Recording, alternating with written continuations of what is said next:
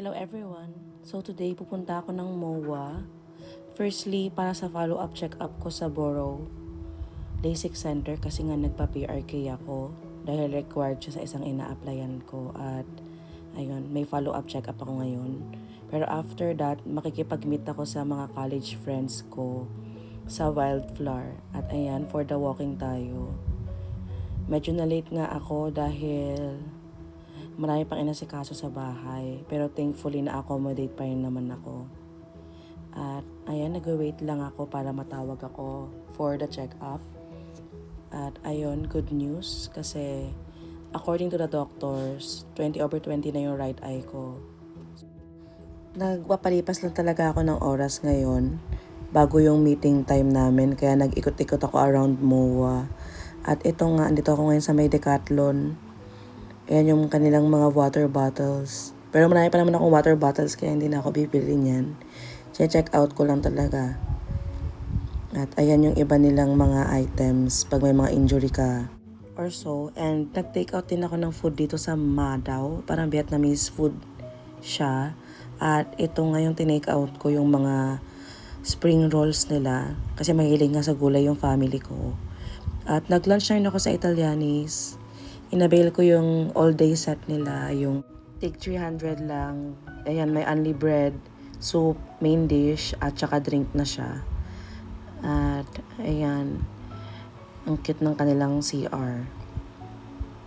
At pumunta na nga ako ng Wildflower para mag-reserve ng seats para sa aming apat dahil wala pa nga sila. At na-traffic nga daw sila ng lahat. Umorder na lang muna ako ng cafe latte. At masarap naman siya, in fairness. At finally, dumating na rin si Nelo.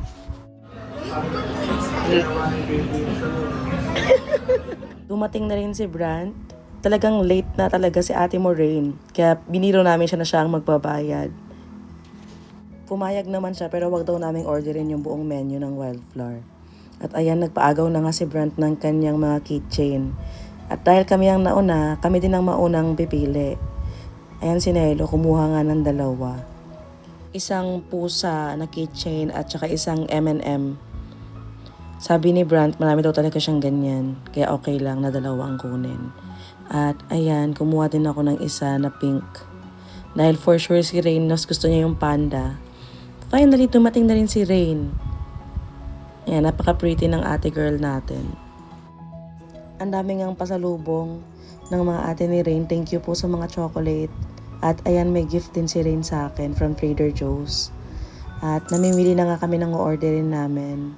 Pero mostly si Rain talaga namimili kasi siya yung mas knowledgeable when it comes to food sa aming lahat.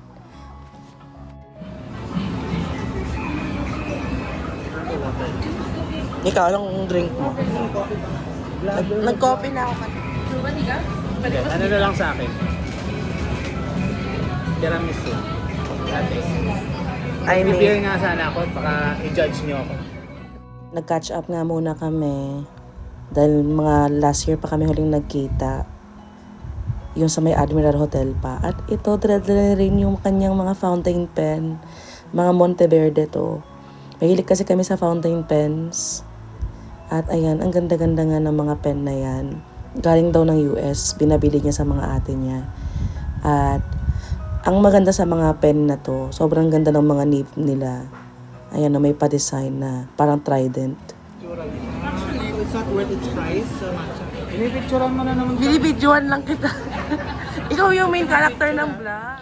Nag-uumpisa lang ang dumating yung mga in-order naming food.